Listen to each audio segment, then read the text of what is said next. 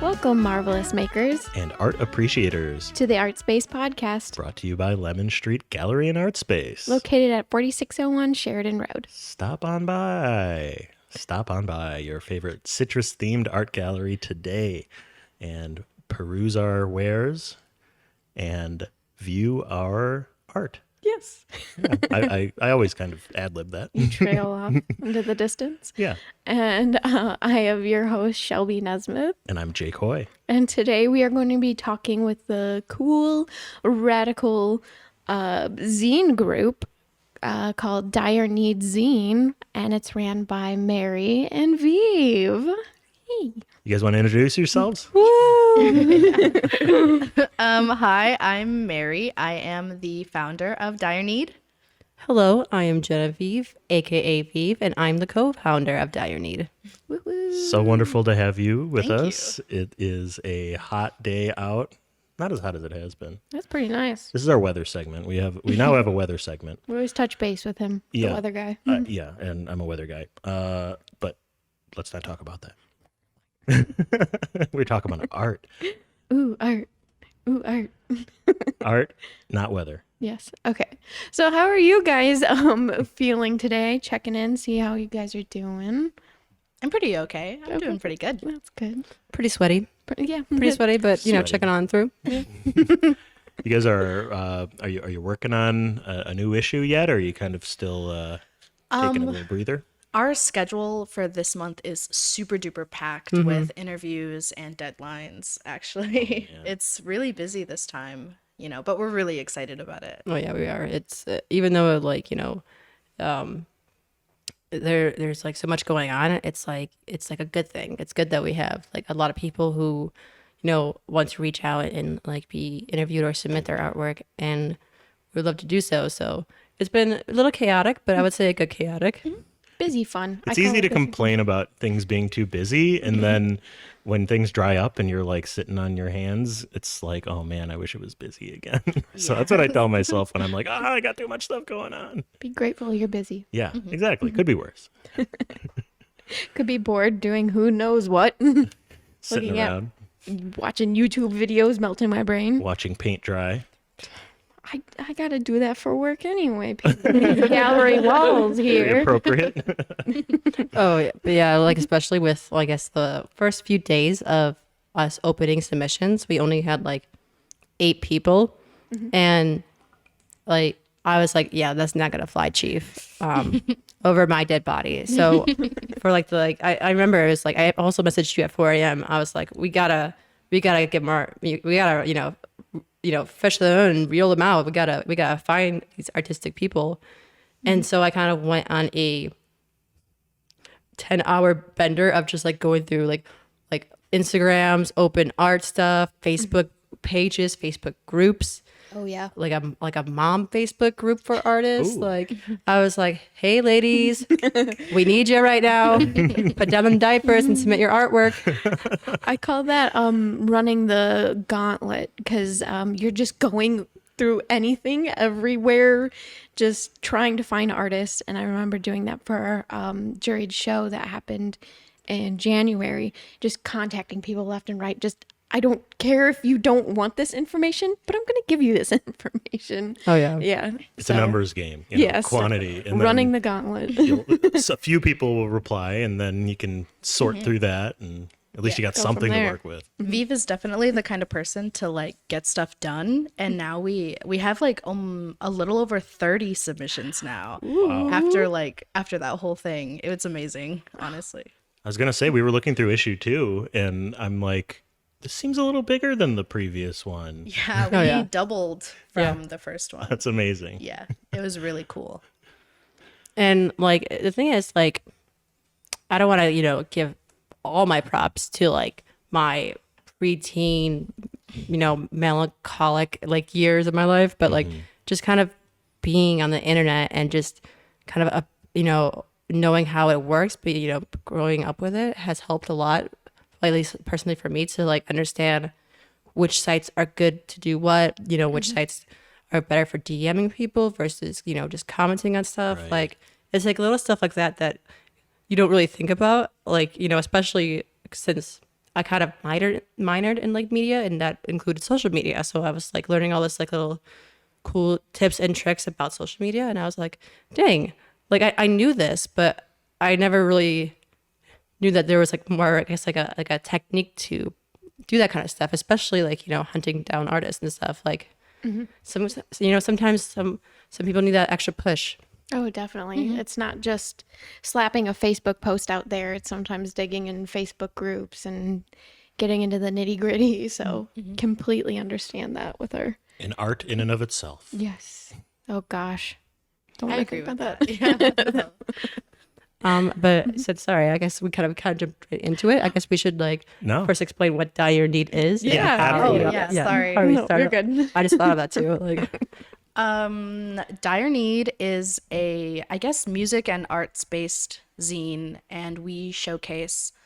At first, it was just local artists around like the Milwaukee, Kenosha areas, and now we've branched off to anywhere in the world really can submit to us. And we just enjoy showcasing people's art. We interview local artists, musicians, businesses, and kind of give them a platform to tell people what they're about, I guess, really. Interviewing local artists. That Wow. sounds like a good idea. We Very- should try that. Familiar. Oh, I love what you guys do. It's great. Thank you so much. Now, okay, we have a segment on the show. It's been renamed. We have a new name for this segment on the show. So I'm not an artist. I don't know a lot of things. It was formerly called Jake is an Idiot. Our previous guest told us after the show last time that it should be called Educate Jake because it's less demeaning to me. Yes. It won't make Shelby shake her head at me every time I say it. Shake her fist at me. Yes. So Educate Jake. Well, what did you say is a zine? And like, what makes it a zine? So a zine is pretty much like a magazine, but it's DIY, I guess. It's like handmade, you know, it can be really anything. It doesn't have to be topic specific, I guess. I don't know. There's more, I guess, there's more room for free flow and creativity, I would say, than like a magazine. So it's kind of just a mini fun magazine. Yeah. Now, when you say handmade, you mean literally handmade. Like you're Yes. like binding these together. Yeah, actually, Vive and our other, I don't know, coworker, I guess, our other partner in this, Violet, figured out like a really cool binding stitch to bind all of them by hand. That's so cool. Yeah, we cut out, we print, we cut out, we glue literally everything onto one, we call it a prototype, just because it's fun. And then we make copies of it, really. So, but yeah, it is all handmade. Awesome. And it's just for the bookbinding nerds like me, it is a 5-hole punch binding method. So if you guys ever want to do a hardcover, I know all about bookbinding, so I can whip something up, but I am secretly a bookbinding nerd. So Another one of That's really Shelby's great. hidden talents Yes. has been revealed. or we could do something cool. We could do like a Japanese stab issue or something. So if you want to what? play with binding, What? Stab? a Japanese stab binding. Sounds scary. Ooh. But if you want to play with binding, I've taken classes and so yeah, I would love Definitely. love to geek out about bookbinding. That's So, really great because we're still kind of even figuring out how we want like the format to look. We kind of did a regular piece of paper. I think it's like slightly bigger by a half inch, and then just folding it just because that's Yeah. kind of just what I knew what I was doing because Yeah. I didn't know what I was doing. you made a book. Yeah. And so we are kind of like thinking about how we want a set format to look, you know, whether we want it bigger or wider or what kind of paper to use and stuff like that. So that's actually really convenient while we think about that. Oh, yay, awesome. I'm glad my random art knowledge can be used because my God, it's not getting used. We're all helping each other out. A rising tide lifts all ships. Got one of my Yep. catchphrases in there early this time. There you go. So, well, we have a set of questions for you guys. If you want to get into it, feel free to talk about more or less. But what was that? What did I just say that? It was just like a little garble that came out of your mouth. That was horrible. I'm not going to have Josh cut that out just so everybody can hear how horrible that was. Sorry. I'm I'm going to ask sorry. you guys a question. What is your earliest art memory? Or an early art memory? I know it's hard to like pinpoint this exact thing, but what's something that sticks out to you? Oh my So gosh. yeah. So I actually, it's kind of funny and ironic. I've always been known to be really bad at art, just drawing wise, like just god awful. But it's funny because my family, like I come from artists. Like my mom is an artist. She can draw the most realistic looking picture I've ever seen. Or my grandmother, she did a lot of art stuff like for Milwaukee too. So I never just, it never was like, drawn to me to do like, I guess the simple basics, which is, drawing or painting or stuff like that. But I guess my earliest memory would have to be when I was 4. And I remember my family got a new cat and they were all paying attention to this one cat. And I got a little jealous because, I wanted to show them my cool toy or whatever I was doing at the time. And I went back in my room and I grabbed a piece of paper and I made like a 6x6 like comic strip looking thing. And I like drew little illustrations, like stick figures of me running away because like my family decided to replace me with the new cat. And then I had the whole little, like the stick with like the little bag at the end kind of thing. Like I was little like, bindle. yeah. Oh no. And I remember my mom laughing at it. And I was like, oh, you. I'm actually gonna run away now. Yeah. I wonder if she still has it. I would have to ask her. I would hope so. I would ask for it. I want to get a tattoo of that. Just frame it. Yep. I have a running away story from when I was a Totally. kid. I got really mad. I don't even remember what. And I was like, I'm running away. And then I walked out and I made it to like the end of the street, like the end of the block. And then I'm like thinking like in my 6-year-old brain, and I'm like, I gotta go. What do I do? What do I do? So I literally walked back home and I'm like, can you, to my mom, I'm like, can you call my grandma and have her come pick me up? I'm going over there. That's the only other place Going I to know. grandma's house. Yeah. And I think it kind of ended there. No, you're not going to grandma's. I'm mad at you. You're grounded. God darn it. I love people's running away stories. I don't know how you have like the courage to do that. I'm like a little wuss.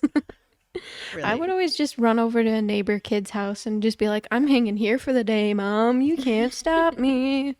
So, And on a previous episode, we got into Shelby's wild childhood, and I want this to become a Love. recurring segment on the podcast of crazy stories from Shelby's youth. We were talking about food eating contests last time, I believe. and so my mom would, like, if we had a cake or something at a party or an event, my mom would slice us up the cake, and then we would, all the neighborhood kids, we would just run to the back porch. And we secretly did cake eating competitions and stuff.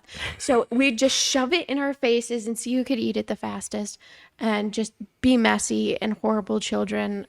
And then my mom would just be like, what are you guys doing? Like, are you just eating like slobs? And we're like, oh, yeah, we totally weren't making a game out of this. For more details, tune into the Midwest DJ Productions Yes. episode, probably like 11 or something like that. And So yeah, anyways, I had a crazy childhood.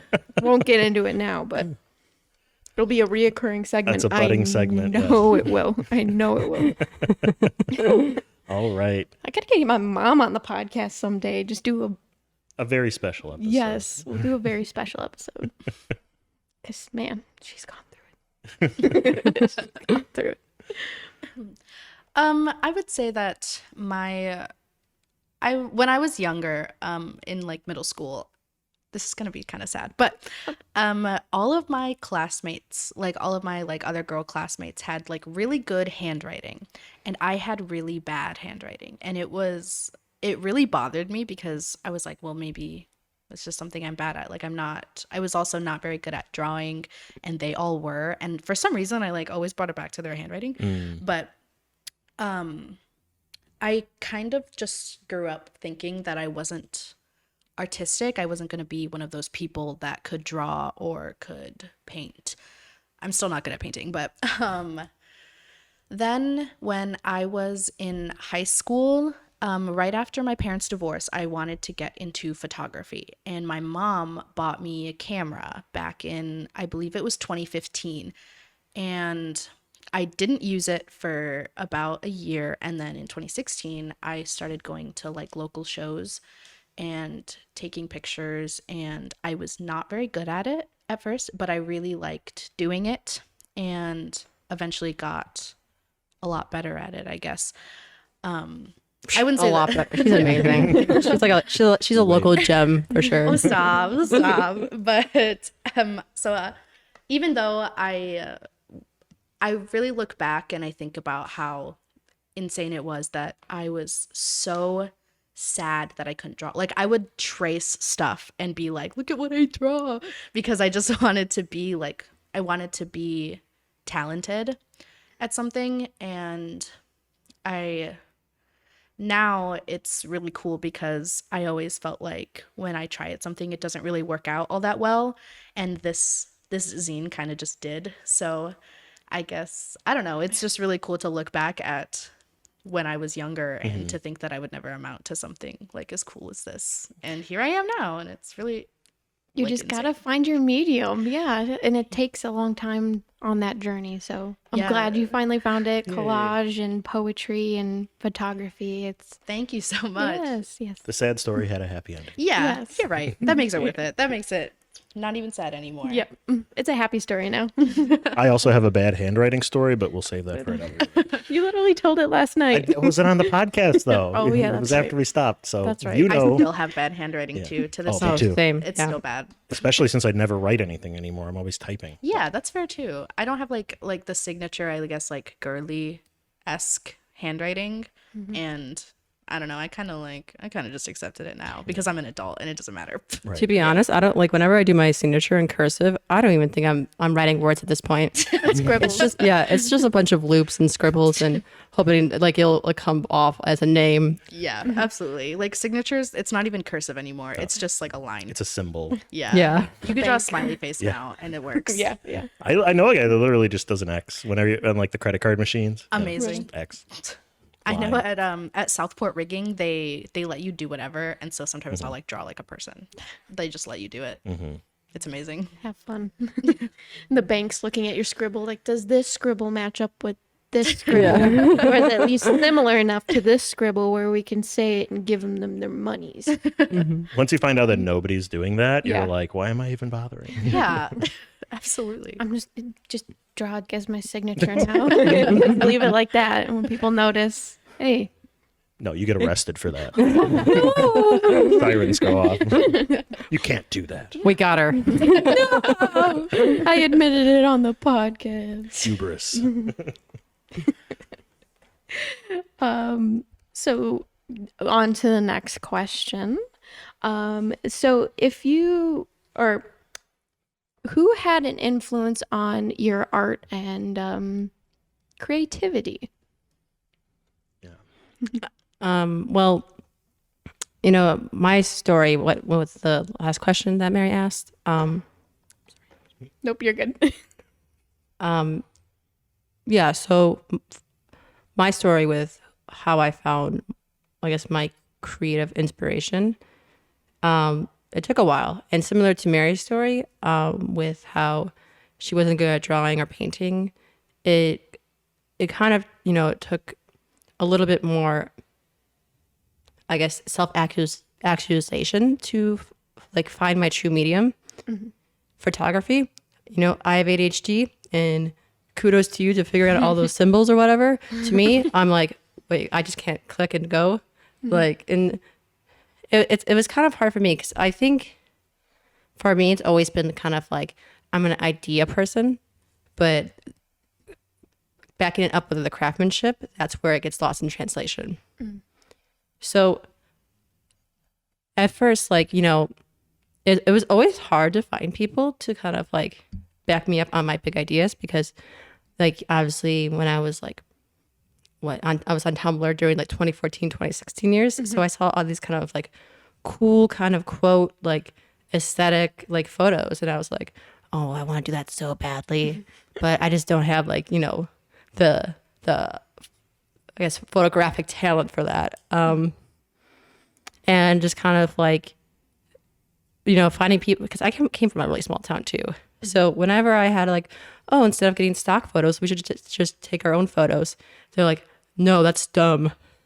Well, Yeah. Or, you know, just something like that. So it was kind of like, you know, a mix of both where I didn't, I guess, really have the opportunity to find my craft or find my medium, and also to find a person to, you know, go along with my ideas. And I guess like when, like, you know, since I met Mary, she has had to be the most creative influence in my life. Like I actually consider her like a creative partner. Like I consider her a soulmate. aw. And she's literally like my best friend and sister, because she kind of pushes me in a, you know, in a good sense, not like actually like Physically push you down the stairs. Yeah, yeah. No. like, but she like encourages me to like, you know, take down those barriers that I have for myself. You know, those insecurities of like, oh, I can't draw, like I'm not an artist, like, you know, or oh, I don't know how to use a camera that well, I can take photos. Like, you know, she's always, you know, been so supportive of my ideas, and she has been so supportive of like my side projects too. And I would literally like not be where I am today without her. Aw. My answer was actually going to be the exact same thing. Well, obviously not about myself. You are your own influence. But I would also say that Vive is very much like my inspiration for creating. Especially, I shouldn't say a lot more recently, because it's been like a few years since, you know, we've been friends and doing stuff creatively, but I always felt like there was something missing from taking pictures. As much as I loved doing it, I felt like I wanted it to be a bit more creative, because at first when I was taking pictures, it was just of shows and like you know, like local musicians and stuff like that, and it's fun and it's amazing to meet all those new people, but at the same time I wanted to create something newer and a little bit different and out of the box, stuff that you don't really normally see when it comes to photography at the time. You know, you see a lot of stuff that looks like almost like basic stock photos. There's been like, at the time, there was like a lack of creativity, I guess. I don't know, like newer ideas. And when I met Vive, I had like a bunch of dumb ideas for pictures, and her mind is insane. She can take like the most basic idea and make it so cool and so creative. We've come up with like a bunch of different stuff, and we'll just do it, if that makes sense. Like we'll have an idea one day and we're like, should we just go and do it? And then we'll go to the thrift store and we'll literally like set up. We'll get props, we'll get backgrounds, we'll get outfits, and then we just do it. And it's amazing, because I never thought that I would meet somebody who would also be down for doing something like that, and to accept and like encourage me to do more, to think outside of my own box as well. And so, yeah, I would really say that Vive is the most creative person in my life. And I would also say my creative partner. I've guaranteed that I really feel like I couldn't do this or really anything without her input, because I feel like we work better together than on our own. You know, like she pushes me to be better. Yeah. When Shelby was reading that question, I was secretly hoping you two would say each other for influences, and it came true. We're just predictable. I know, right? I was going to say Petra Collins, but then at last minute I decided not to. But Petra, if you're hearing this, hit us up. Well, that's nice that you have your energies and you feed off of them and just kind of build off of that.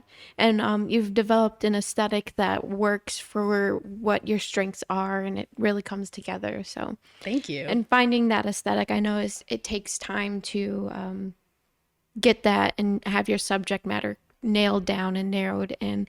And with your second issue, I think the aesthetic really comes across, and I love the use of collage and just handmade assemblage ideas kind of coming together with a mix of graphic design, and it's beautiful. I love it. Thank you so much. Yes. Honestly, like the way that it came together is completely random.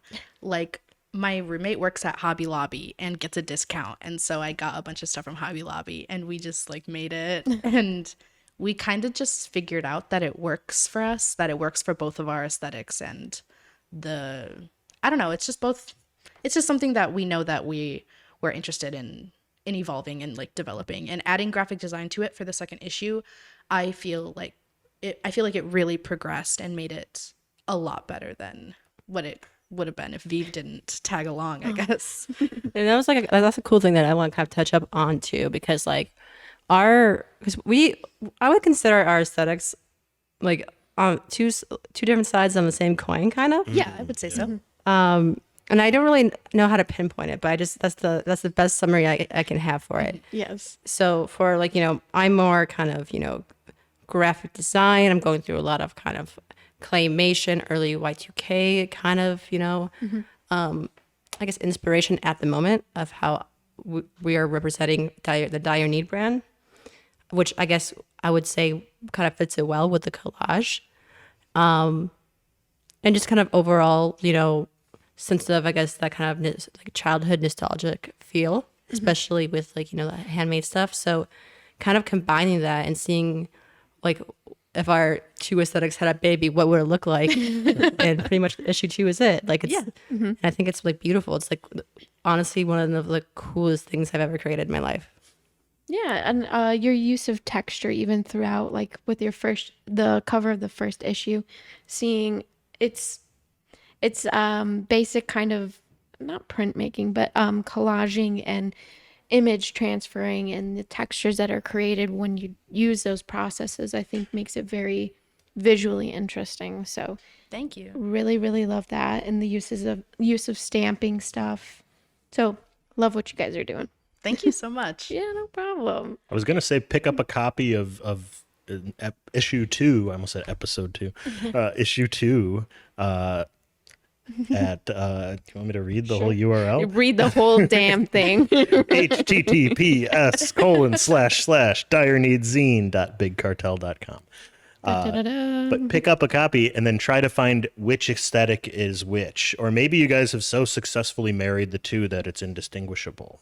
You be the judge. Pick up a copy today and decide. Looky. How intriguing. That's really cool. That's a cool idea. I know. I kind of want to know now too. Yeah, me too. That'd be cool. Go in and dissect your own work. So All right. We have another question. We kind of touched on this with influences, but who would you say are some of your favorite artists, like famous artists or local artists, both, any and all? musically, because you interview musicians as well. Artistically, all applies. Go ahead and shout out some people. I would like to shout out Bugsy real quick. They are a band from, I believe it's Minneapolis. Don't quote me, and I'm really sorry if they hear this, but I love their music, but most of it I really like their album covers or like their music covers. They have a song I believe called Teratoma, and the cover for it is really cool. It's got like teeth and hair, and it's like kind of gross, but it's also kind of glamorous. And I feel like I, especially more so in the future, want to kind of do a bit more things like that. And I think that they handle that aesthetic really well, where they are professional but don't take themselves too seriously. They know what they're about, but at the same time they're having fun with it, and I just really enjoy that. I guess. We love a good old like glamour here and there, Yes. or all the time, pretty much. Gore glamour is like one of like the big things that we're gonna definitely get into. Nice. Oh gosh, would it be embarrassing if I said Cody Radley? I'm just gonna say it. No, go for it. As you whisper into a microphone. No, he's great. Sorry, it's funny because we actually had a radio show 3 years ago, there's only one episode, and we interviewed a person named Cody Radley, aka Shamewave. And then COVID happened. It was funny because the day of the interview was the day of the shutdown, pretty much. Oh boy. Oh boy. Great timing. And he was a real G for still coming and interviewing with me and everything. Yeah, it was a very hectic morning for sure. He's just overall like, you know, I love his music. He has kind of a lo-fi feel. He's also in a band called World I Hate, which is a metal band, which is also really good too. Just super multi-dimensional. He has a lot of cool stories just behind his songs and also his album covers. He makes a lot of like t-shirts. He makes his own t-shirts and like sweatshirts and everything. And I just love the design, you know, that he has for like, you know, most of his stuff. Like he's a true like creative visionary, and like I don't know, I think he's gonna blow up at least in the next 5 years. Oh, well, awesome. I agree with that. No, yeah, that's good. Yeah. We love a self-sufficient gal. So making and creating their own merch. So love it. But yeah, that's awesome. Are there any specific artists that kind of influence your aesthetic? Like have any artistic goals or anyone that you look up towards artistically? For photography, I would say, okay, for Dire Need, I wouldn't really know because I kind of just did it Okay. for fun. Yeah. And so it wasn't even really like, I shouldn't say it wasn't a serious thing, but it was more so just an idea. So I kind of just literally threw stuff together. But for photography, I would say Petra Collins. So much. Like Sofia Coppola, you know, because I love the soft aesthetic. I like pretty things. You know, I like things that are delicate as much as I also kind of like how Petra Collins takes things that are soft and delicate but kind of makes them gory, I would say. There's also, I don't know the name of this artist and I feel like terrible for it, but there's an artist who is a film photographer and they do kind of the same thing, but it's more fairy tale based. And so they add like scales and elf ears and like blacked out eyes to scenes of like beautiful like women and people in like lakes, you know, or like the forest or fields of flowers. Yeah. And I really like those kinds of things going together. I like things that are opposite that don't really seem like they should go together, going together. Subverting expectations. The dichotomy.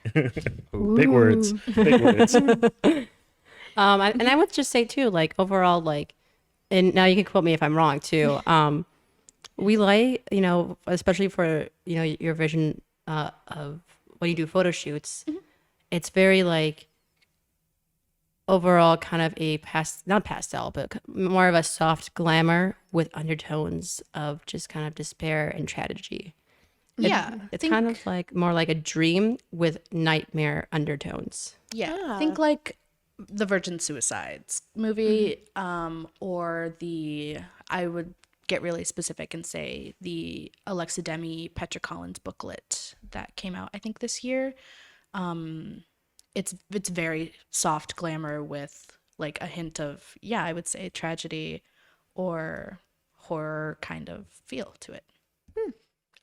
I think that kind of sums up life. It's got its goods and its bads and uglies. So, yeah. Sometimes heavy on the tragedy. Yes. Not to make things a bummer. Yeah. So sorry. No, you're good. All right. So, getting on to the next question. What motivates you to create? I would say that the people that we interview and the people who submit their art and poetry, they would be my main source, or like one of my main sources of motivation, because truly, I guess without them, you know, the zine wouldn't even be a thing. But I see these people that we interview and I see how hard they're working, and they don't have their own like platform or so people just don't get to see it enough, whatever reason it may be. And we just kind of, our main goal is really to help other artists get known. We want people to know their name. We want people to see their artwork and appreciate it. And so that was our main motivation and like inspiration to make the zine. For creativity in general, I'm gonna say Vive again, and I don't think I have to explain it because I'm sure you guys know. Refer to question 2. I, to kind of piggyback off what you said, like since our journeys of, trying to find our medium are so similar, we just want to provide, that platform too for artists of all stages, no matter where they're in. I know for the longest time I was like, I'm never going to submit my photos because I took them off of an iPhone. It's not professional and it's not, off of a Canon 49-608. I'm not sure if that, don't quote me on that. But overall, like I actually submitted to a few zines since starting Dire Need, and surprisingly, they accepted mine. And I'm just kind of like, oh, okay. Like maybe, I wish I had that when I was, 15, 16, 17, because I just didn't think I was good at art. And I didn't think, especially being a beginner, that I had the right to showcase my work. But that's how you get better. Oh, yeah. That's how you find other people, network, collaborate, kind of put your name out there and then grow your audience, and you and your audience can grow together. Yeah. I like that kind of connection and the story of growing alongside you. So Yeah, we get messages from people like sometimes, and they're wondering if we'll accept their submissions, because they think that they're not good enough to be accepted. And then we see the art that they submit or poetry, and we're like, oh my God, like it's insane that you didn't think that this was good, because it is. And we want to give people that like strength, I guess, I don't know, to be able to submit their work even if they think it's terrible. yeah, because zines, I think at their essence are just experimental and fun and just crazy. Yeah, there are no rules. Yes, we know that phrase. We love that phrase. Yes. No rules. Especially going off of that too, like I'm trying to remember her last name. First name is Amanda. It's in the Amanda Charles, I believe. Charles. I think that you're right. That's my big brain moment. Okay. Ooh. Pulled Yes. that one out of the back pocket. It is in there. I picked it up like I'm going to know where it You is. can, yeah, it's huge. It's page 4. There's a lot of pages here, guys. So much good content. Amanda Charles. She emailed us and she's like, "Hey, I'm a self-taught artist from Nigeria. I was wondering if you guys would, accept my submissions." And we viewed her artwork and we were both just floored. It was so creative, and The use of color. Oh, and yeah. It's like it's so composition, nice. It's amazing. We love it. and I wouldn't have never guessed. I was like, oh yeah, she went to I don't know, an art university for a few years. She, she's definitely a professional for sure. And she's like, oh yeah, I'm still kind of, in that beginning stage. And I'm just like, that kind of talent, seeing that kind of talent, I just hope that, more people, go to her and, follow her on Instagram. It's, I believe, Amanda, I'll definitely send it to you guys. Okay. I'm sorry. But honestly, she's such a talented and cool artist. Absolutely, yeah. It also kind of sucks because she submitted a few things, and we had to it really sucks how many art pieces that we get sent by one person, because with printing and everything, we can't choose everybody. We can't choose every single artwork that somebody sends us, so we had to choose, but they were all just so amazing and we loved them so much, and it's so hard not to just put one artist in a book at that point. You should start a podcast, and then you can just put out an 8-hour-long podcast if it's really, really great. You Don't give us any ideas. We don't have to cut anything. We're not even cutting Oh, you Shelby's stop. eating contest story. That's staying in there.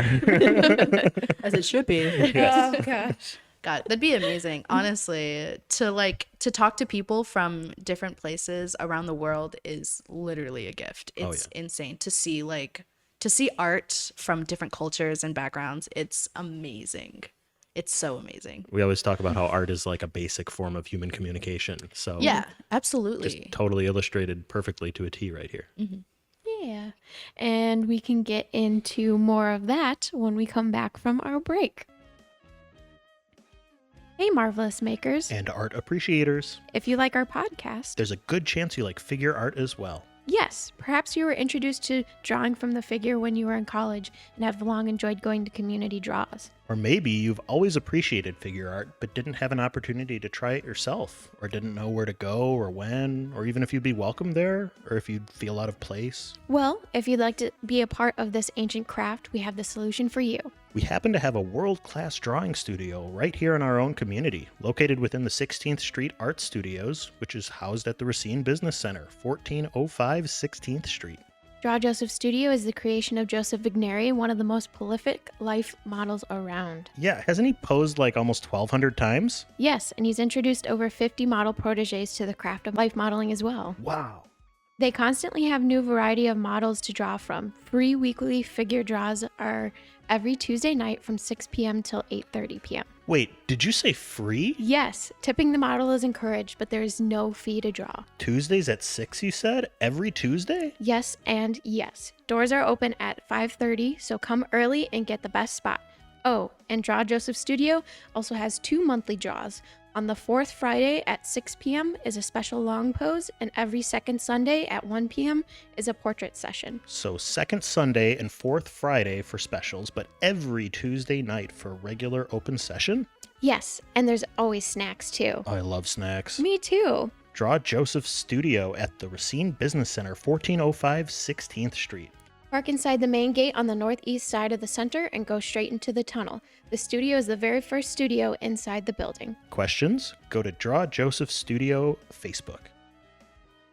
We are back. Welcome back to the ArtSpace podcast. We have Dire Need Zine here with us. We took an extended break. We did a field trip around the art gallery. So beautiful. Fun times, Yeah. great Super fun. vibes. Yes. Now let's get back into the show. Yeah. What have you guys been up to lately? You had a great event on Sunday.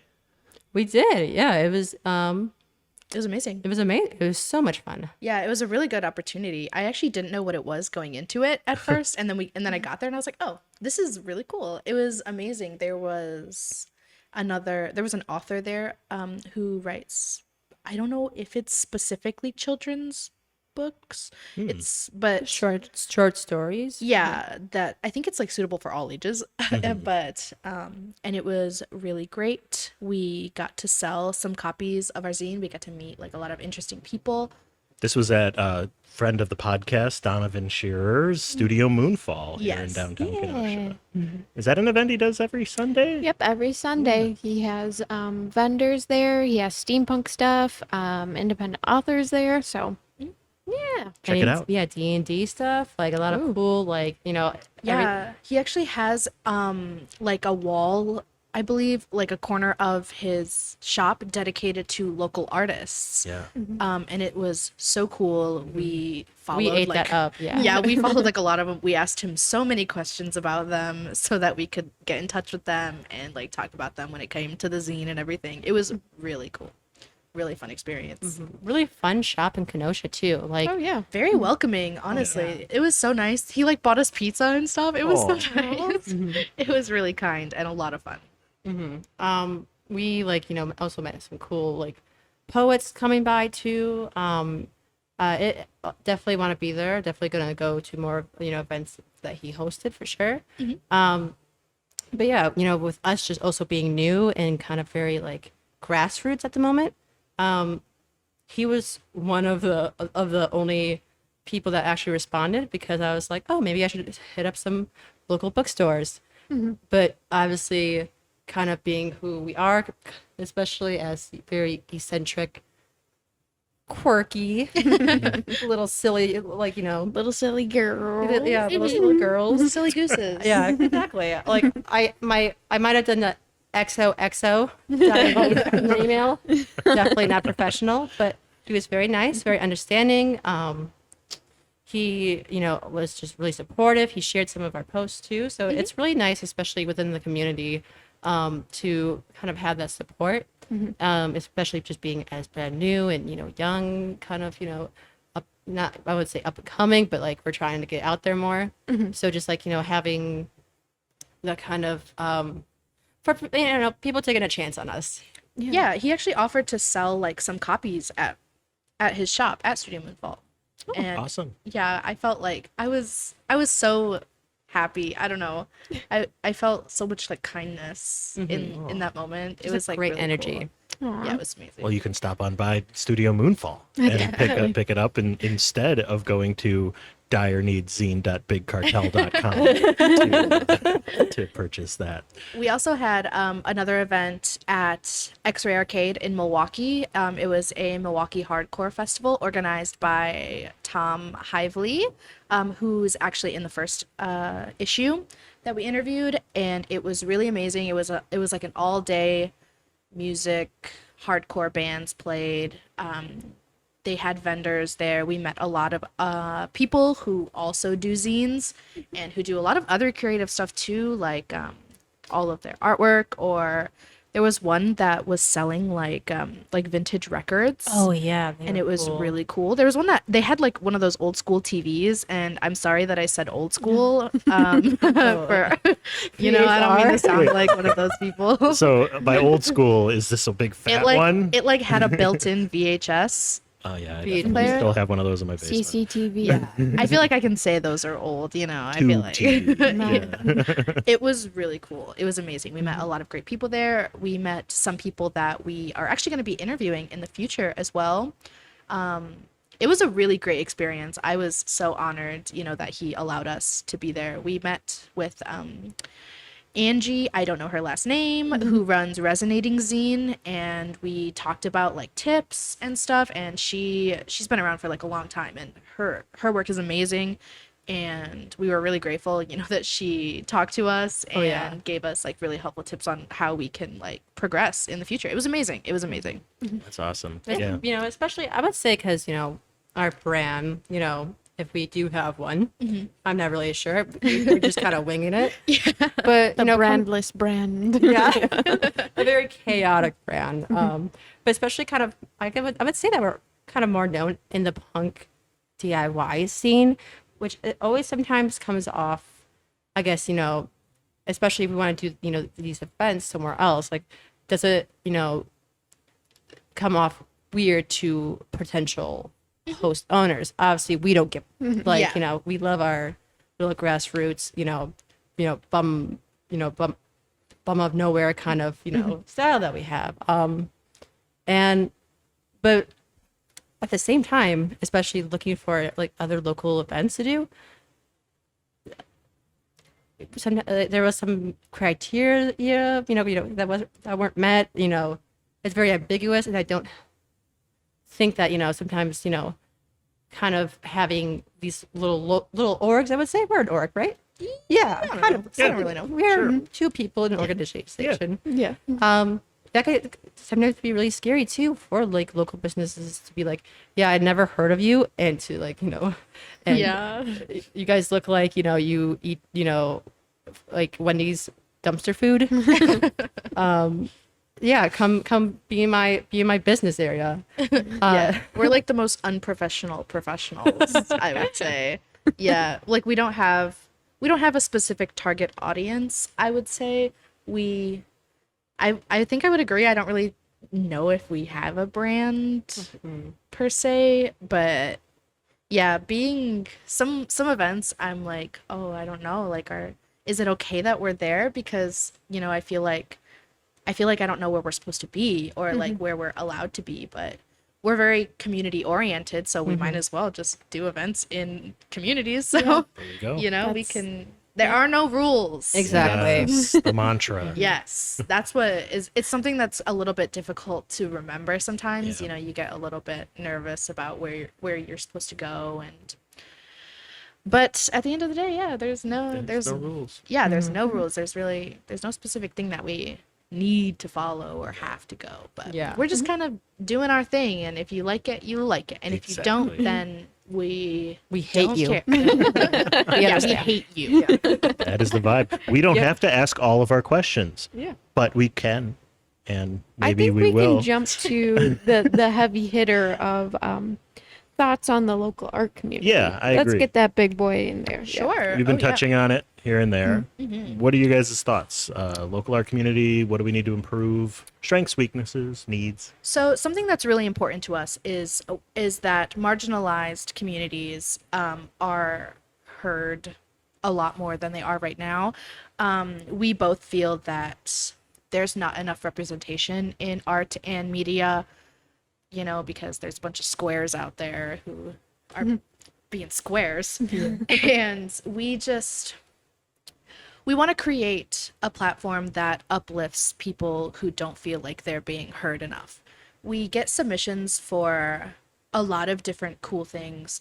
There was one that like touched on eating disorders type thing. Like, you know, there are a lot of very specific groups of people that we want to reach out to so that they feel like they can, I don't know, speak their minds and talk about things that need to be talked about. We would much rather have people from specific communities, for example, like the Black community, the Black trans community, the Black trans disabled community. We would much rather have people from those communities talk about the things that they feel are important than us talk about it for them. We encourage literally anybody to say what they want to say and say things that they need to say. And I personally feel like that these groups, they're not seen enough. And being a person of color, and I am, you know, I have mental illness, I am disabled, I think that even though I am part of these communities and I want to talk about stuff like that, I think that there are other people who could also make really great and valid points on those kinds of things. And we just, honestly, our basis is just uplifting those kinds of people. And we had a bunch of ideas actually for issues in the future. It's not like a fully developed plan. It's kind of just an idea where we dedicate specific issues to talking about certain groups. And our idea was, this is not a spoiler because we are okay talking about it, but for example, for I believe it's like Disability Awareness Month. Yeah, Disability Awareness Month. We want people that are in the disability community to give us content, and we just showcase it without any of like our own opinions. We want them to be heard specifically. We want their opinions, what they think that we should improve on. Sorry, I'm like not breathing between sentences. The struggle is real. But so we passionate. just You're forgetting to breathe. I'm so Take a sorry. breath. Taking your own breath away. Yes. we're just really focusing on like letting those people talk about what they feel like needs to be improved. We want to create, in the future, we want to create events that, you know, like help raise money for, let's say, like, for example, a ramp, or like ramps, more accessibility for disabled people, more money for organizations that help like homeless people or addicts. You know, that's kind of where we plan on going and what we stand for. And we really hope that we can do it justice. Yeah. I guess we're kind of really new at it, and we are taking suggestions, just saying, you know, because we're just kind of winging it, but we really just want to create a positive environment. I'm so sorry. I said so many things, but No, That's you're the point of the podcast, is for Yeah. you to say things. I hope that it made sense. Like, yeah. I hope it was coherent, like cohesive, if that makes Yes. sense. You know, but the point is that we are trying to be nice. Yes. And Exactly. give back And to the succeeding. community. Yes, and Yes. create a platform for voices. So Yeah. yes. Yeah, for groups that may not be represented enough. You know? Yeah. Exactly. Thank you. Thank you for letting me say all Yes. And that was my TED Talk. But as it should be, because this is something that's really big, especially in the Kenosha, Milwaukee, like, southeast Wisconsin. These, especially between the ages, I want to say of like 15 to 26, 25, like, because especially if you didn't go to school for art, sometimes it's kind of like, oh, what's a good network? Like, I have an idea. I don't want people to laugh at it, especially for starting an organization. I think sometimes, especially with our parents' generation, like we kind of, for example, let's say, oh, I'm starting a band, and they're like, okay. Like, especially in kind of like in the middle of nowhere. Like, don't get me wrong, we're between Chicago and Milwaukee, but a lot of people, especially around, I guess, our age, that kind of like 18 to 24 bracket, even people older or younger than that, like, they're like, oh, I'm not in LA or New York, so what's the point? Right. Like, there's nothing here. I like, there's nothing that's free. There's nothing that, represents me. Like, when stuff is promoted, like in these communities, it's usually towards artists who already kind of developed their skill and usually are very expensive. And not saying that that's a bad thing. Obviously, yes, people need to make money, but that's like one thing that we're trying to help out too. Is, we want to make sure that we're accessible. Yeah. Above all else. Especially towards, with anyone and everyone, and, trying to find, local organizations, nonprofits to help with that mission of ours. Because currently we're just trying to we're scoping it out, because we really do want to start like workshops and overall events in the future.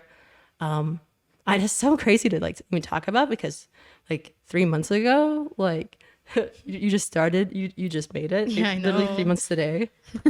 Goodness. Happy anniversary. Happy 3 months. It's really insane. Like, we have so many ideas that we want to do, but we have to actually sit down and think about them and how we want to approach them. But we're kind of the people who just want to go and just do it, So it's a little bit difficult, but it's also, I feel like it'll be really rewarding in the future once we have fully developed plans. And I think that we are off to a good start, if I'm being honest. And not to brag or anything, but especially starting 3 months ago and already having 4 events under our belt and 500 followers. I know, right? I'm We're just starting. I know. That's more than I have on my personal account, and I've had that one for years. So, my mom follows me, and that's my biggest support there on my Instagram. Thanks, Mom. But yeah, especially kind of seeing all our hard work paying off. yeah, I would say so. Yeah. Even so for the Milwaukee Hardcore Fest, we actually not just we, the entire event raised money for the women's organization, and I don't want to say how much because I'd probably get it wrong, but I think it was $3,000. Was it Around $3,000? Yeah. Oh my god, I was gonna say 1,300. Okay, because it definitely, because I don't really fully remember, but it was a lot of money. Okay, and it was amazing. It was so rewarding, and it was so great to see so many people come together for something like that. And that was also, sorry to interrupt, but No, that was that's a last minute decision too. Yeah, it was a last minute decision for them to do, when the Roe versus Wade overturned. I believe it was the day before or so, and they just, and everybody just banded together and donated, and bands had donation jars, and they had a QR code, I believe, where you could donate directly, and it was amazing to see. And we 100% want to be part of those kinds of things. Definitely. Absolutely. It was so great. It was amazing. Those are the kind of things that you look at and you're like, wow, the community is coming together. Really makes you feel good. Yeah, Warms your heart. It makes it a lot more worth it, and it makes it definitely gives us motivation to kind of expand that community and to do those things ourselves. Not to just rely on other people to do it for us. True. Yeah. Yeah. It's easy to say we need to do more things, but To maybe actually do it. actually do a thing. That's a little harder. Definitely. Yeah. Know that struggle. But I mean, if we want to have a good, healthy art community with something to give to everybody, you know, we gotta get out there and do stuff. So Have events, host people, ask people that you don't even think would be interested, because why the heck not? Most So definitely. just include and be open. I know you guys were talking about community events and making them accessible. Just a quick little plug for the Kenosha Art Market. art market Yes, unfortunately, the one for July has passed, just passed. but it's only $25 a day. So To be a vendor at yep. it. Yep. and just trying to make that as accessible to our artists as much as possible. So We'll also be there as well if you want to say hello. We have, Yeah, we are. or you maybe were there for the July one, and maybe you'll be there at the August one too. Yes. I'm so sorry. We have so many things going on, and it's so hard to keep track of No, all you're of fine. it. You're fine. Because, like, I know that, especially me, I'm so bad with names. So I'll be like, yeah, that one marketplace that does the art things and art stuff. Oh, I remember now. See? I Yep, remember. exactly. When it's on like the Sunday. Yeah. third Sunday of every Kenosha month. Art Market. Yeah. Yes. Yes. In Union Park. So we'll see. I don't care if you don't know the name, as long as you're there. Yeah, be there. Yeah. That everybody goes for needs to you, go. listener. And then come to the August and September and October ones. We have 3 more this year. Yes. Third Sunday of the month, Union Park. How exciting. So yeah. Oh, like getting out there, saying hello to local artists. Yes. That'll be really cool. I think that's like our main thing with these events is mostly like meeting new people and creating like those kinds of connections with so many different artists from so many different backgrounds. It's amazing. Yeah. great. And rumor has it that the July one had 50 artists there. Really? I think that's the number. I think that's what we ended up with. So it's unfortunately you guys missed out on a jam-packed event. So Full disclosure, we're recording this before, Yes. so hopefully there wasn't like a tornado or something that Yeah. destroyed everything, and it went off well. yes, because it's supposed to rain. Jake, work on I'm that. optimistic, but the listeners will know how it played out. Oh, rain. It's Work just on that, water. Jake. It's just rain. Rain. And electricity is just like, electricity, lightning, whatever. Yeah. Whatever. It's like I always say, and I created this quote: "Rain, rain, go away. Come again another day." Yes. That's so inspiring. That's my original. Was that Shakespeare? No, it's Jake. Shakespeare? Shakespeare. Yes. nice. Jeff Spear. Sorry, that was a little inside joke. Yes. Check out our Patreon at some point in the future. You might hear that. I don't know if we were recording. I don't remember either. It's a blur. Anyway, Yes. you guys have issue number 3 coming out. We do. Very soon. Can you give us any teasers, any insight into how it's going and what we can expect? We are just about to start the interviewing. We have 4 interviews this time, which, yeah, I know. It's like we're moving up every single issue. Like issue 20, oh my God, it's going to be nothing but interviews. 400 interviews. Made like a phone book slapped on the table. Here, read it. We're interviewing Scam Likely, which is a Milwaukee band. They are amazing and wonderful. Social Sig, also a Milwaukee band. So also solo, like does some solo stuff sometimes too. Super amazing, like really uppy kind of music. Indie bedroom rock pop, Yeah, Lo-fi- Vives not she lo-fi. knows the genres. We are interviewing Bug Adams, which is I'm gonna say I'm not really like the greatest when it comes to this kind of stuff, but like surrealism, collage-y kind of art. multimedia. Yeah. Yeah, Really cool. Vive knows more than me about stuff like that. Sorry, I No, for sure. I saw the TikTok and I was like, this person is amazing. I'm just going to shoot my shot. Follow them on Instagram, follow them on TikTok, of course, message them on Instagram because I feel like that would probably get to them easier. Because Instagram's like that. And they responded and they're like, oh my gosh, I'm so excited. And I was like, oh wow, this person who has like 20,000 likes on we their were Instagram. so excited because it was literally just like she saw a TikTok in passing, Yeah. and it was amazing, and so we reached out to them and they agreed. Yeah. It was amazing. And Shoot your shot, people. and sometimes you'll get no's, and sometimes you'll get like yeses. And, like, Yeah. Our last interview for issue 3 is Mat Vlad. They are from Romania. Ooh.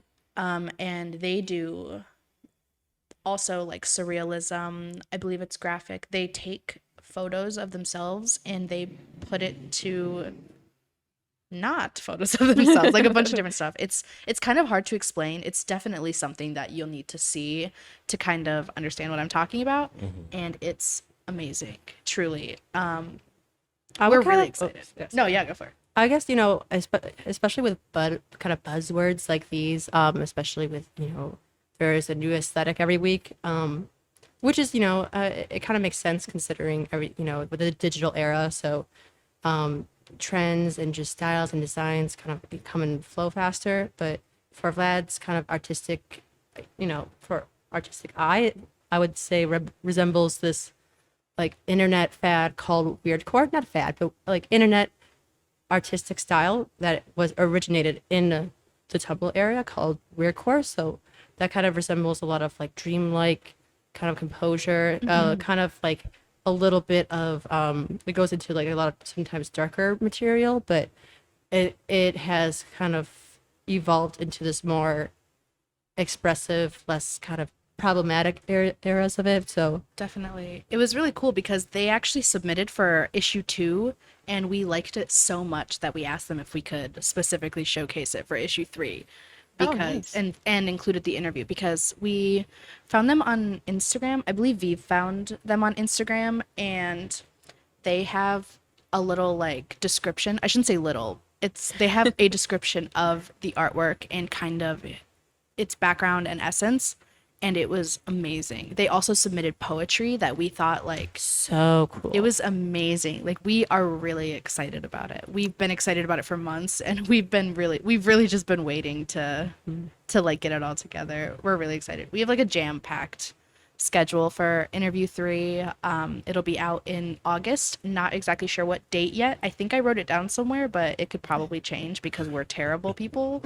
But we're still going through the ropes. yeah, we definitely there's definitely been a shift between from issue 1 to 2, but now also from 2 to 3.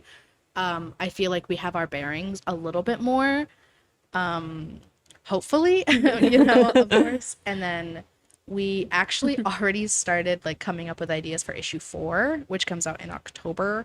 Wow. And we are really excited about that one because we're really excited. Yeah, of course, we're gonna have it centered around, like a much more darker toned, kind of way. But And we love our goth residents. Sorry. yes, I was gonna use a swear word, but I kind of used all mine. All mine. no, for sure. Yeah, issue 3 is going to be really great. We definitely so far with submissions, we got a lot more poetry this time. Oh yeah. Which we're really excited about because we were worried that the last one didn't have enough poetry.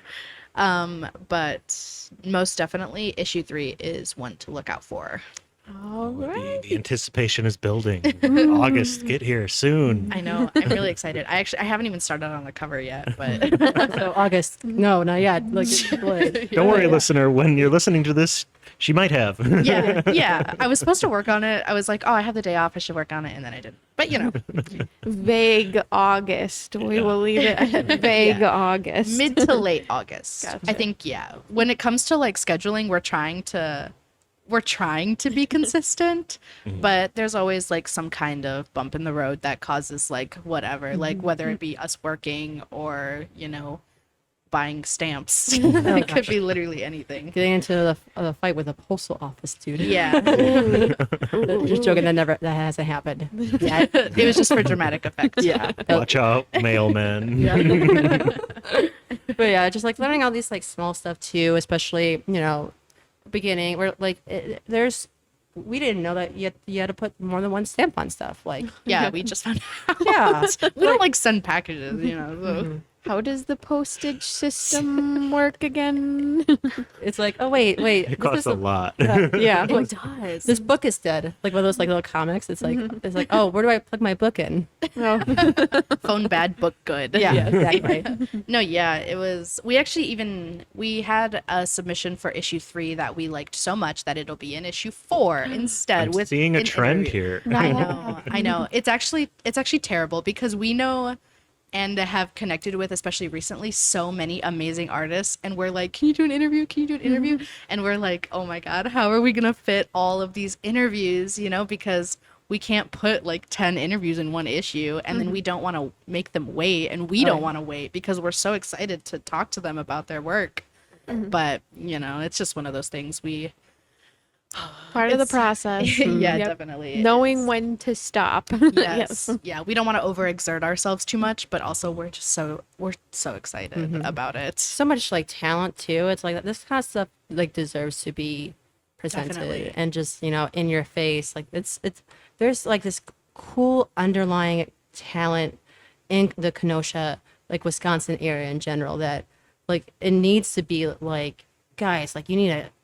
I know that your a lot of insecurities and everything might be telling you one thing, but like this is really cool, good stuff that you need to kind of assert yourself as that, Definitely. and especially being a person who I don't I took graphic design maybe 2 to 3 years. I would say I'm not knowledgeable in the fine arts, but as a person who has some knowledge, mostly I would say vaguely, and thinking this is the coolest thing ever, like that is such a compliment. Like Definitely. and I feel like a lot of people get like kind of scared. It's like, well, what if I get that critique? I'm like, well, most people aren't gonna like have be in depth and be like, you see the line is a little bit bolder than it should be, like something like that. Most people are kind of like like me, that I look at something, I'm like, oh, that's so freaking cool, and then carry on my day and just think about it. Yeah, we had like when we ask people to do interviews, almost all of them are like, oh my god, I'm so honored, like this is great, and we're like, we're honored, like, are you kidding? We can't believe you would take the time to talk to us because we see you as like this amazing creative artist. Like we can't believe you want to talk to little old us. Ditto. I mean, same here. Because you guys are like, oh my gosh, like they have their own little place, We're like in awe of you guys. Yeah. We're Slowly having carving out that niche. Yes. We're finding our little hole and resting in it. Our cubby. Yes, our little cubby hole. Alrighty, where can people find you? Yeah, Where- we're at the plug segment. We are on Facebook and Instagram and TikTok. It's either Dire Need or Dire Need Zine. I did not make the socials, so I don't know for sure. Sorry, hi. I'm the social media person as well. It is Dire Need Zine. And I feel Instagram is probably our best bet. Yeah, we are most active on Instagram. We do not have Twitter because we are terrible at Twitter. We don't either. I can't Twitter. Are there other social media apps? Pinterest? We're not on Pinterest. Well, we are on Pinterest, Yeah, but we're on we are not on Pinterest. TikTok. Yeah, TikTok. Yeah. Instagram is definitely where we are most active and where we respond to messages better. You can just talk to us sometimes. That's fine. Yeah, we're nice. We'll respond. Yeah. Aw. Yeah. Have a Or conversation. email. We also have an email, The which original social network. which Email. is direneedzine@gmail.com. Yes. Gotcha. Well, we'll link all that stuff in the description below. Got you guys covered on that. Thank So, you. Yeah, we'll do all that. And for us, you can find us on Facebook, Instagram, YouTube. You can listen to the episodes on YouTube. And we have a little Facebook group called the Marvelous Makers and the Art Appreciators. Go ahead and join that. It is a public group where we will talk about episodes, community events that are coming up, whether it be art, music, anything in the community like that. And you could talk about episodes, anything art related in the community. So it's fun over there. All the cool kids are doing it. So come join us. You can also listen to our episodes wherever you find your podcasts, whether that be Spotify, Google Podcasts, Apple Podcasts, Stitcher, just wherever you get your podcasts. You can find us. And I think that's about it for this episode. And we will see you in the next one. Bye. Bye.